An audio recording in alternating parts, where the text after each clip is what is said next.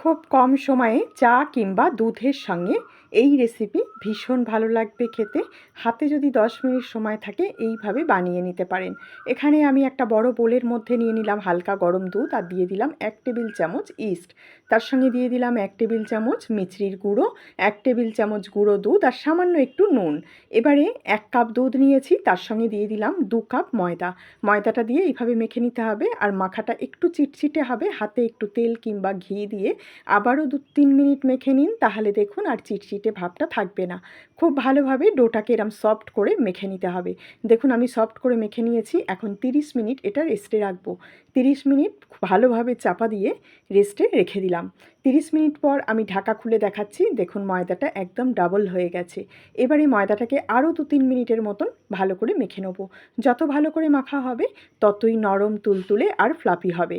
এবারে আবারও মেখে নিলাম, নিয়ে রুটির মতন করে লেচি তৈরি করে নেব।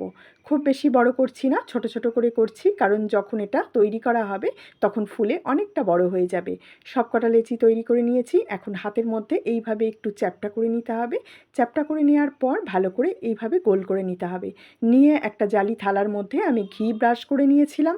এবারে সবকটা একে একে এইভাবে বসিয়ে দেবো আর একটু ফাঁকা ফাঁকা রেখে বসাতে হবে। একটু 5 মিনিট রেখে দিয়েছিলাম থালার মধ্যে। দেখুন সবের সঙ্গে একসঙ্গে লেগে গেছে। 10 মিনিট আমি জলের ভাপে এটাকে ভাপিয়ে নিয়েছি একদম মিডিয়াম আঁচে।